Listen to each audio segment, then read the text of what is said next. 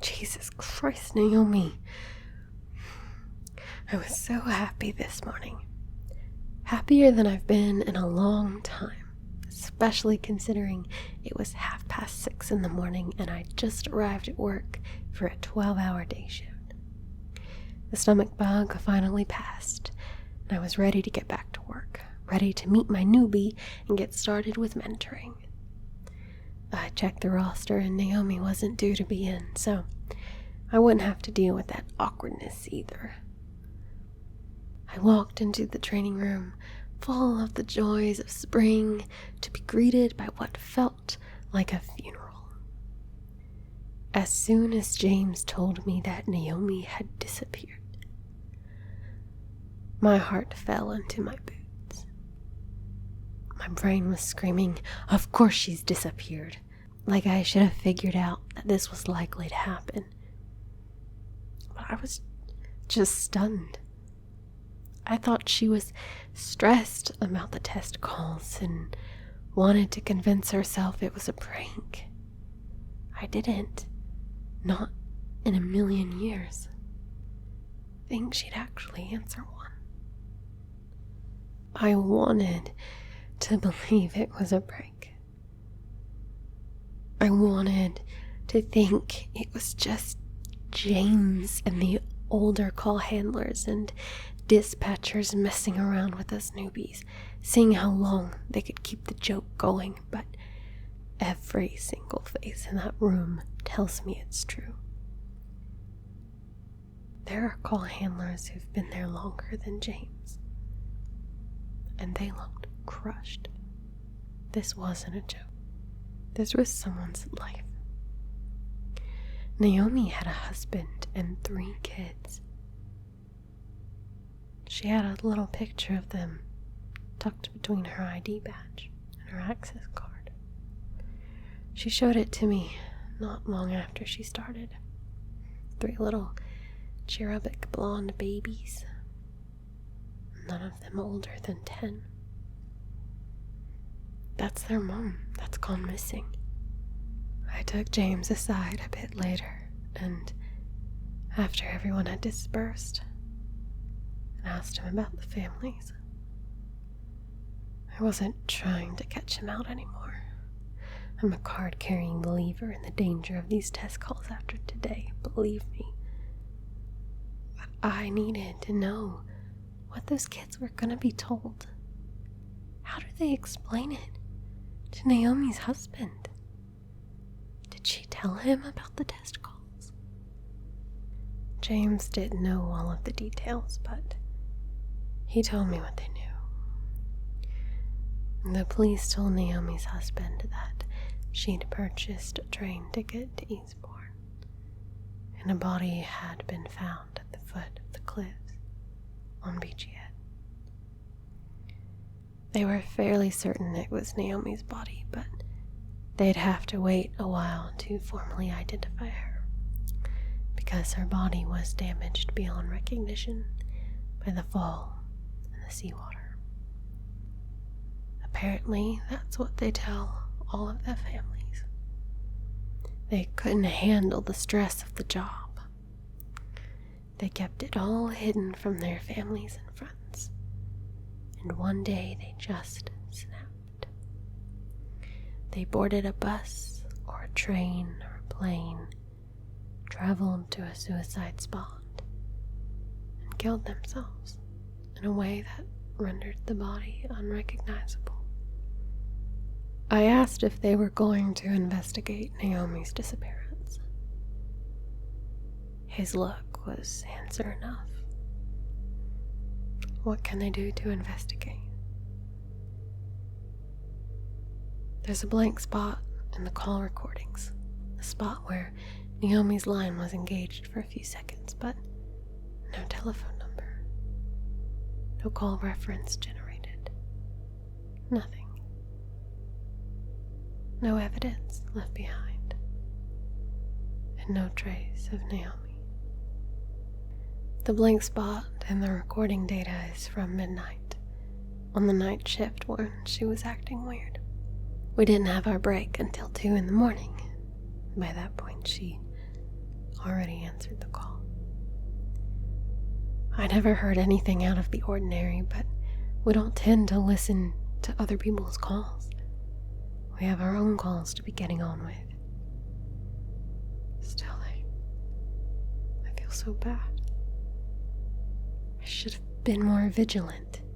I should have done something. I hate feeling so helpless. When she was asking me if I thought it was a prank, she was looking for reassurance. Instead, I probably made her fears 10 times worse. I wish I'd lied. Will did. I got about halfway through the shift today and I realized I couldn't focus. I felt like shit and the guilt was weighing so heavy on my shoulders.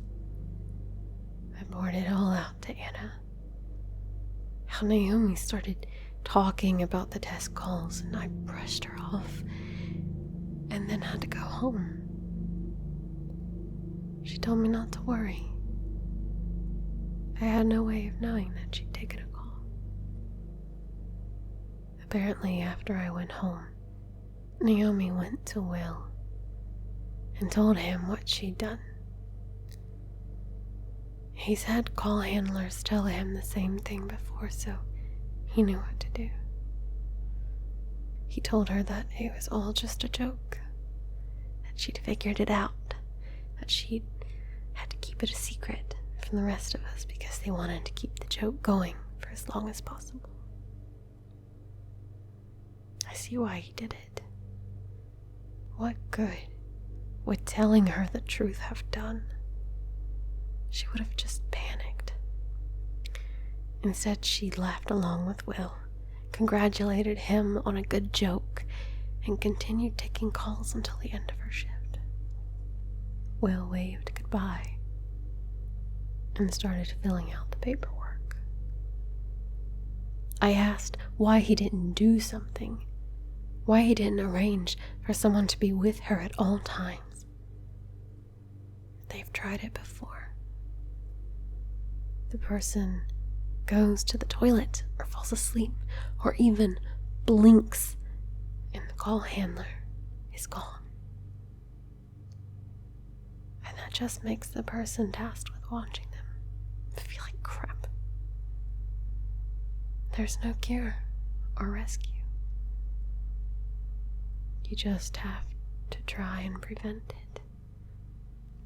Shit. Part of me wants to hand in my notice and leave now. It's the sensible thing to do, isn't it? I don't know. I can't seem to convince myself. Most of the time, this job is great. Was great. I helped deliver another baby 2 weeks ago, a little boy. He wasn't breathing when he was born, so I helped his dad give him CPR and I listened to him take his first breath. Nothing compares to the sound of crying after such a hideous silence. That's a rush. That's a thrill I'll never get in any other job. Can I really give that up? I'm sensible. I'm not like Naomi. I won't answer the call. Any doubt in my mind that it's all real is gone. It's real. A woman is missing, and no one is looking for her, so she's probably dead, and it's no joke. Like James said, if we all leave, who's going to tell the newbies not to answer?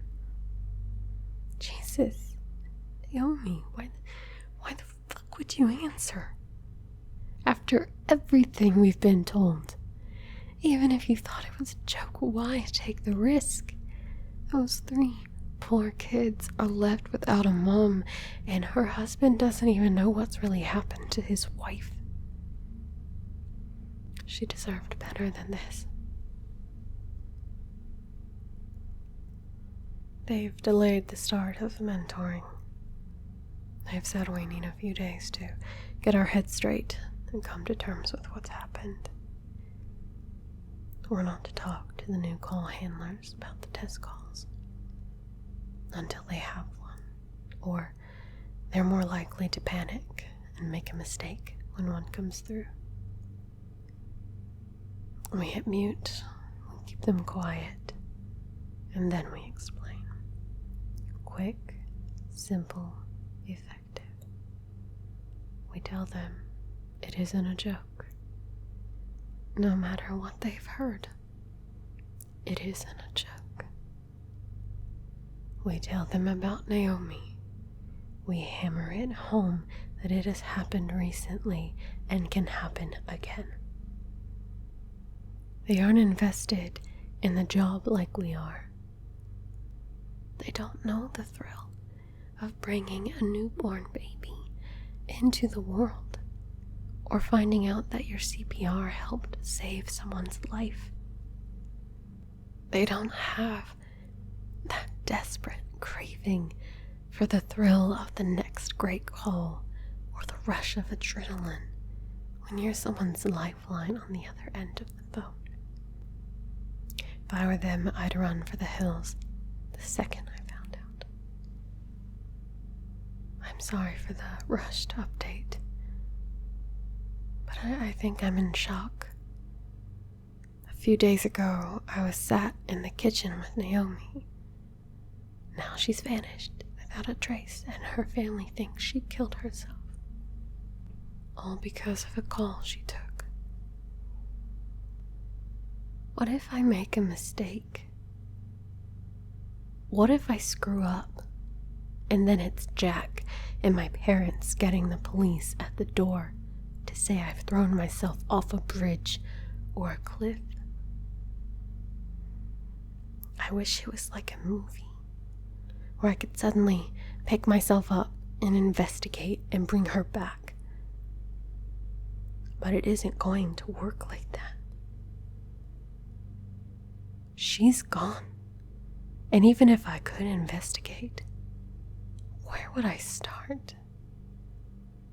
I don't know what to do anymore. I think I'm in over my head.